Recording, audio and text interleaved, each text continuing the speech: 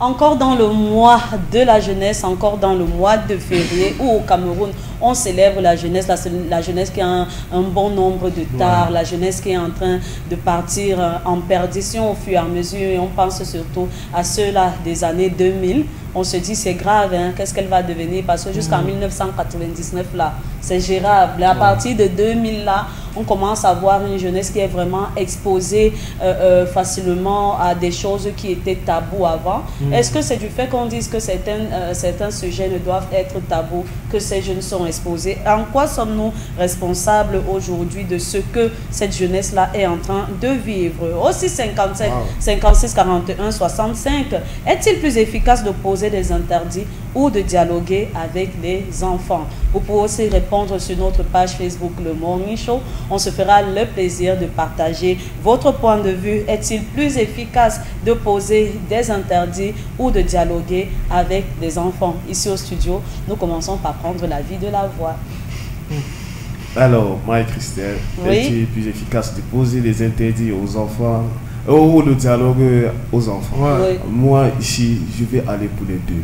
D'accord. Les deux, pourquoi? Parce qu'une fois qu'il y a interdiction, il y a respect des règles et des lois. Je vais dire ça comme ça. Et le dialogue aussi pousse au respect des lois. Là. Je vais dire que dans une maison où le dialogue prône, comme on dit souvent, le dialogue prône, l'interdiction aussi va avec. Parce que quand on va dans l'éducation, il y a les choses qu'on accorde aux enfants et des choses qu'on n'accorde pas. Et le dialogue ici, c'est là pour réguler tout ça. Donc, je dis les deux parce que une fois que tu commences à dialoguer avec l'enfant, il y a tout un processus. Tu vois, les sujets tabous, comme je disais peut-être hier, il y a dans votre communication, dans votre échange, il y a des discussions où il y aura de l'interdiction, de pratiquer les sujets qui est soi-disant tabou, tu vois. Donc, peut-être dans votre conversation, tu vas dire peut-être il est interdit de fumer. Tu as donné l'interdiction, tu vois. Donc, c'est grâce au dialogue que tu as donné l'interdiction. Je ne sais pas si vous comprenez un peu ce que je suis en train de dire. Donc, les deux, pour moi, vont de pair. Ici, le dialogue aide pour que l'enfant puisse assimiler ce que tu es en train de lui dire et l'interdiction vient appliquer ce que tu as eu à conseiller. Je ne sais pas si je m'explique bien. Je m'explique bien.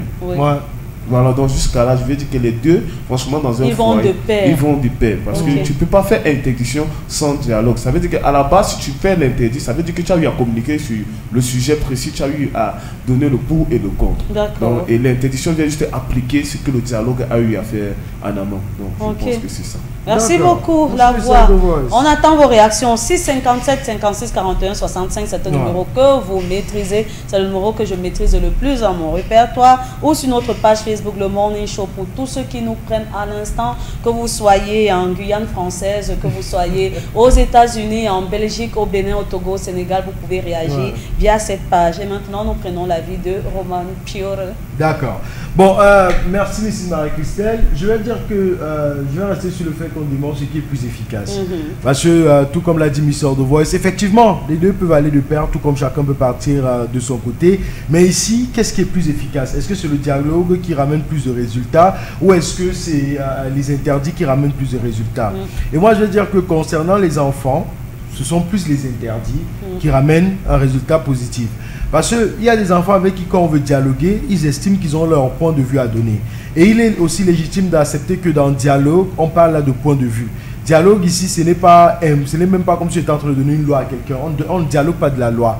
Et on ne pose pas la loi, on commence à dialoguer que non, machin. Non, la loi, c'est la loi et tout le monde respecte la loi. Et c'est ça qu'on retrouve dans l'interdit. Où on te dit de ne pas faire et tu es censé ne pas faire. Mais avec le dialogue ici, on voudrait que nous, parents, s'assoient pour comprendre le point de vue de l'enfant et expliquer le point de vue, notre point de vue à cet enfant-là. Mais maintenant, le dialogue devient, je vais dire quoi? Le dialogue devient ingrat. Le dialogue devient ingrat au point où toi, le parent, parce que tu estimes que dialogue c'est parler, tu ne tends pas à écouter ce que l'enfant te dit. Et toi, tu penses que tu dois lui imposer ce que toi tu penses. Là, ce n'est plus dialogue. Le dialogue, c'est Marie-Christelle, ma fille, je ne voudrais pas que tu entres dans cette chambre.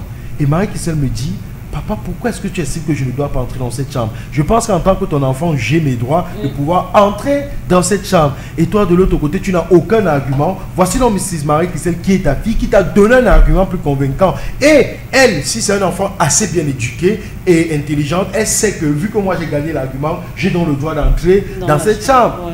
On dialogue quoi?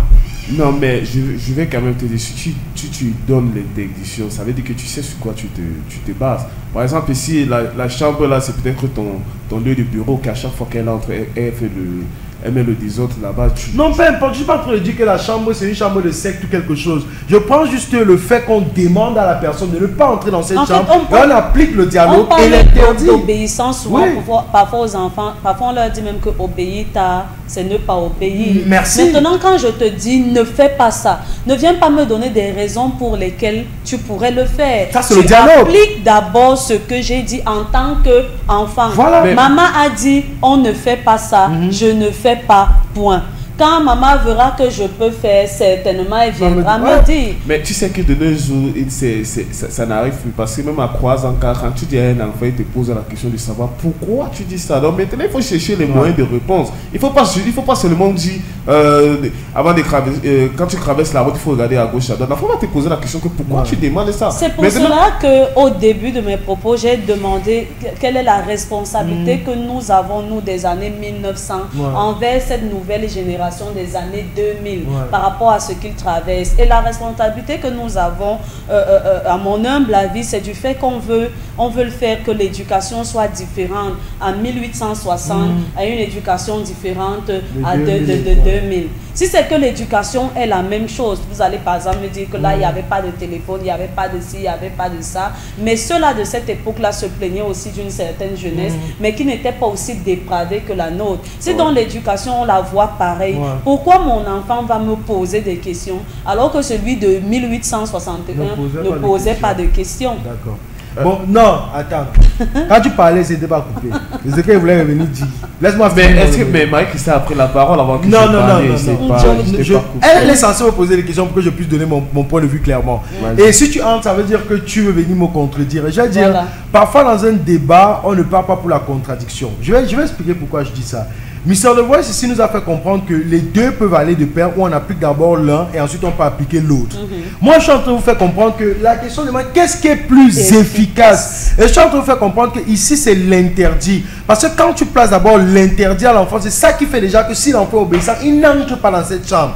Et maintenant, je d'accordise avec toi qu'après le dialogue peut venir. Avec le temps, il peut te faire comprendre pourquoi je ne veux pas que tu entres dans cette chambre. Mais on est en train de vouloir ça. On est en train de... La question, je vais poser ça à ma manière.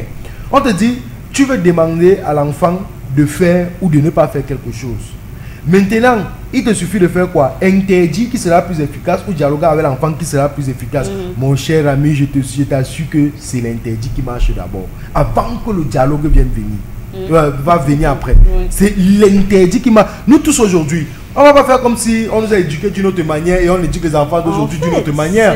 Je ne compte pas le nombre d'interdits que nous on nous donnait. On ne nous a jamais donné les raisons de ça. Justement. Jamais donné les raisons de ça. Tu arrives au village, ton père va te dire que ne pas jamais dans le champ là. Non. C'est toi maintenant qu'avec ton oreille, quand les oncles causent les tantes, tu forges ta part de connaissance sur pourquoi tu ne dois pas aller là-bas. Il y a les oncles qu'on disait que quand l'oncle s'y vient à la maison, fuis, tu peux te cacher. Toi, ta mère t'a dit, toi tu obéis seulement. Mais avec le temps, quand il part toujours, tu vois les petits commentaires, c'est où toi, personne n'est venu te dire. Ils sont en train de taper les commentaires. Combien de parents africains, si on veut parler d'avant et de mettre en dialogue avec les enfants? Laissez dire les histoires de riches là, que quand tu es là, le truc vient t'asseoir, le parent parle, l'enfant parle, machin. Mais ça, nous on voit ça comme une ouverture. Mais ce n'est pas le dialogue. C'est juste laisser la liberté à l'enfant de poser des questions sur n'importe quoi. Mais qu'est-ce que tu sais sur ce que le parent là donne comme interdit à son enfant? Il y a toujours les interdits quelque part. Même Bill Gates, je suis sûr qu'il a fait la part des choses en dialoguant avec ses enfants. Et il a aussi fait la part des choses en plaçant les interdits à ses enfants. Justement. Si on veut parler de cette époque, je sais que dans une maison, il y a plusieurs téléphones maintenant. Et on dit aux enfants que non, on ne touche pas à mon téléphone. Et cet enfant-là ne va jamais toucher à ton téléphone. S'il voit quelqu'un d'autre venir toucher, il va dire que maman a dit qu'on ne touche pas à son téléphone. Tu n'es pas là pour lui apporter des explications à propos ou de ceci. Tu as d'abord dit, en fait pour moi c'est ça. Moi j'ai l'impression que Pour amener l'enfant à obéir, il est d'abord question qu'il fasse ce qu'on a dit ou ce qu'on a interdit. Ne touche pas, c'est ne touche pas. Ouais. On ne touche pas quand il a 8 mois ou bien il a 1 an. On ne touche, il finit le pas. Il ne va, parce qu'il ne parle pas, peut-être que vous allez me dire qu'il ne pose pas de questions. Mais à cet âge-là, l'enfant sait déjà qu'on a dit on ne touche pas. Et quand il va arriver vers la zone interdite et que toi tu répètes seulement on ne touche pas, il va dire pas et il tourne le dos. Donc du coup, est-ce que cette façon-là, on n'est pas en train de voir l'interdit comme la méthode brutale, comme la méthode qui est lourde, comme la méthode... Parce que ici, j'ai bien envie de comprendre la voix. Il a l'impression que le dialogue, on le voit comme ce qui est doux, comme ce qui amène l'enfant à comprendre les raisons pour lesquelles il interdit comme ce qui est dur. Par contre, la voix a raison quand il fait comprendre que les deux vont de pair. Parce que si tu parles en disant qu'on ne fait pas, tu es en train de dire à l'enfant que voilà, on ne fait pas ça. Maintenant, l'enfant peut venir te demander, après avoir appliqué, à mon avis, pourquoi ne pas le faire. Mais si je suis déjà en train d'entrer dans une chamaillerie là avec mon enfant à qui je dis que chez moi on ne fait pas ceci, il te dit que tu penses qu'ici ce n'est pas aussi le chez moi, je vais dire qu'attention. Non, c'est différent. C'est ça le dialogue. C'est ça le dialogue. Parce qu'il a le droit de parler aussi sur ça. Mais pas si ce temps, il reçoit une pelle. Non, tu vois. Tu vas la voir. Non, ça peut. Tu vois, le truc c'est que tout le temps il dit soit que et moi nous sommes pressés pareil. Parce que quand elle le dit, le temps qu'elle prend, elle n'est pas en train de globaliser. Il y a aussi les cas où le parent peut dire que chez moi on n'a que pas avec les garçons. L'enfant te dit maman pourquoi les gens ne pas les garçons? Parce que moi j'estime qu'ici c'est le chez moi. Mais c'est le fait que tu montres que la pelle passe aussi là-bas. Ouais, voilà. Donc en fait. Mais et quand elle va te dire pourquoi, tu vois, ça veut dire que tu as eu peut-être eu à t'expliquer. C'est le dialogue là qu'il faut aussi que l'enfant entre dans sa chambre avec ses copains garçons, font comme s'il part étudier et 9 mois après. Là maintenant, quand je dis que l'interdiction vient après le dialogue, tu vois, c'est quand tu parles d'abord avec l'enfant, tu dis, je ne voulais pas que tu viennes avec tes amis et que vous entrez dans la chambre. Parce que par rapport à ce qui se passe dehors, voilà. Et je n'aimerais pas qu'on se trouve dans la même situation. Tu as compris? Et si ton enfant n'a pas encore ses intentions, qu'est-ce que tu fais? Non, moi j'ai à dire. Le truc c'est que voilà, les interdits aussi poussent l'enfant à aller fouiller davantage. Pourquoi est-ce qu'on m'interdit ceci ou cela? Maintenant, toi, tu vas simplement lui dire que je ne veux pas que tu entres dans ta chambre avec les garçons, parce que si tu entres dans ta chambre, vous aurez un rapport sexuel. L'enfant n'est pas encore vraiment informé sur ce qui est ça va dépendre aussi de l'âge de l'enfant, tu vois. Tu ne vas pas quand même aborder certains sujets qui parce que je pense que les mamans Satan commencent à quel âge? Quand on jouait les papas et maman, on avait quel âge? On à 6 ans. On avait quel âge? Mais je vais simplement dire que le dialogue va dépendre de l'âge de l'enfant. Voilà, c'est encore les sujets abordés avec l'enfant, ça va dépendre. C'est pour ça que tu vois donc que là maintenant, on est en train de partir vers ce qui part. Là, ça c'est pas déjà l'enfant qui est conscient, l'enfant qui est inconscient. Voilà. Mais les interdits, qu'ils soient conscients ou inconscients, ça marche. Parce qu'elle a pris le cas du bébé à qui on dit qu'on ne touche pas. Il ne connaît pas. Même ce que tu dis, les interdits, ça fonctionne des âges. Non, pas vraiment. Oui, ça fonctionne des âges. Regarde, Mister de Voix. À quel âge l'interdit d'un parent ne fonctionne pas? En fait, parce que c'est comment je vais te faire comprendre. Parce que ce que je veux te faire comprendre, je reste encore sur ça. Je suis pas en train de dire que ce que tu dis est faux ou bien que ce n'est pas vrai. Moi, je dis ce que tu dis est vrai, tu vois. Mais qu'est-ce qui est plus efficace dans la globalité de la chose? Ce sont les interdits. Parce que même un petit bébé, j'ai par exemple ma fille à la maison, elle n'a pas encore 9 mois. Mais elle sait qu'il y a des choses quand elle dit 1, elle s'arrête d'abord et tourne le doigt et part. Et ça, on se comprend. À quel moment donc est-ce que je vais venir dialoguer avec cet enfant? Mais voici l'interdit qui est déjà plus efficace. Et tu me demandes que même si l'enfant, prenons même un enfant peut-être même de 16 ans, même si l'enfant a 16 ans, des interdits marchent toujours, tout comme le dialogue peut marcher. Donc, le fait déjà que l'interdit marche avec le bébé, et ça revient encore marcher avec le 16 ans, dépasse déjà le fait que le dialogue ne peut que marcher avec celui de 16 ans, au nom le bébé de 8 mois. On se comprend. On se comprend, mais on se comprend. That's for me, Mrs. Marie-Christelle. Merci beaucoup la voix, merci Roman Peter. Que pensez-vous de cela? Est-ce qu'il est mieux d'interdire ou de s'asseoir avec un enfant et de dialoguer pour lui donner votre point de vue? On attend le vôtre, 657 56 41 65 ou sur notre page Facebook, le Morning Show. D'accord, merci beaucoup Mrs. Marie-Christelle Bott et notre bro. Les amis à la maison, vous voyez l'engouement qu'on met pour vous permettre de comprendre, parce que je vous assure, quand on vient ici chaque matin, on ne sait pas. on veut aussi dialoguer pour pouvoir apprendre. Parce que chacun, je dis toujours aux gens, on n'a jamais la science infuse. Je peux venir un matin, la Miss Voice me donne un point de vue, je dis attention.